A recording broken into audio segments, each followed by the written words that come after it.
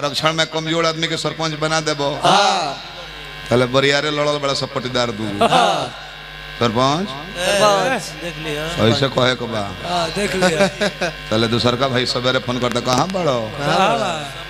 हैंगा कही है ना तो बिगाड़ दे सरपंच छूट जाई अब पंचायती जुटल बा सरपंच साहब ना आइले फोन लगाओ जाता तो कहता रहे कि हमार शुगर बढ़ल बा हम पटना डर है नहीं कहना पंचायती करे अगला बेर के वोट बिगड़ जाई ओकर पंचायती बिगड़ जाई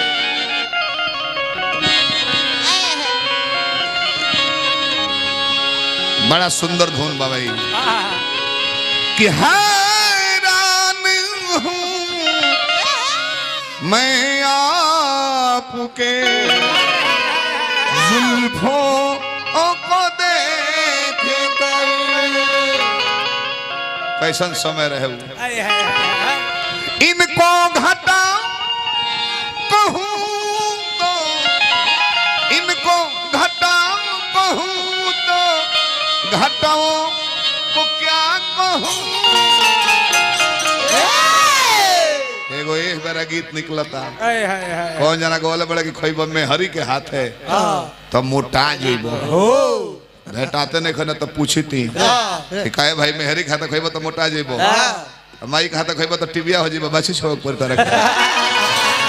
जरावे के पड़ी सोचे के बाद हर एक इंसान माता के पेट में 9 महीना रहता ना 2.5-3 किलो के जन्म होता 2.5-3 किलो के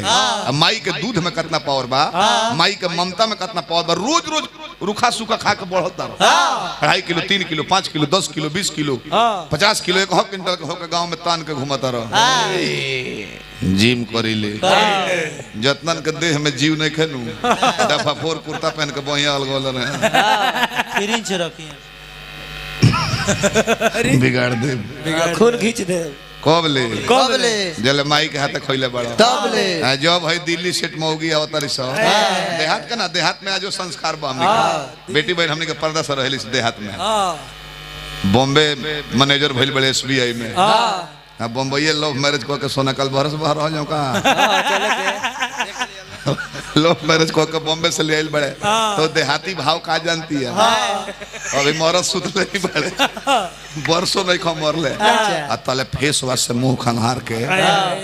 डोरावा से ब्लीचिंग होता है खिंचवा दे भी को टूर मुरिक लपेट के 30 डिग्री में आईब्रो बना के लक्ष्मी कंपनी के 1 साइडेड लिपस्टिक हाई लटकावल अभी मरद सुतल बड़े बिछौना पर तल प्लास्टिक के प्लेट ले पहुंचल बड़ी उठे ना डार्लिंग चाउमीन गरम है घोट लीजिए खाइए ना मैगी है जो भी मैगा मैगी मेहरारू के हाथ खोइले बड़े माई के हाथ खोइले बड़े तो तान के घूमता रहे 10 बरस में हर के हाथ खोइले का हाल बा पूछू कइले का भइल बहू देखो नंबर दे जॉइंटिस दोहरिया दलस डॉक्टर से ना देखौला देखौले बानी कहले बड़े किरिन डुबला के बाद उगे के पहिले कोनो पार्ट पर रोड परत है पैटिस हो आप मेहर के बड़ाई करता लू माई के शिकायत करता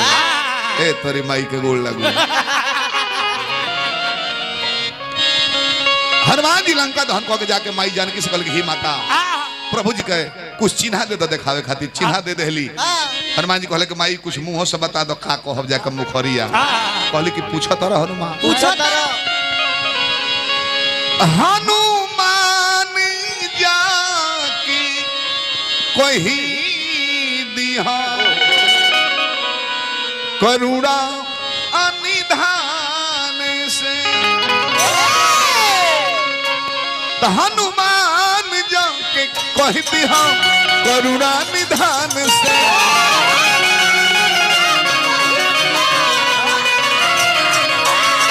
हनुमान जाके कह दिहा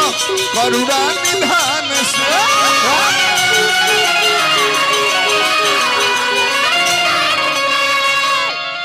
गलती कमन भइल गलती कमन भइल बा हमारा नादान से हनुमान जाके कह दिहा करुणा निधान से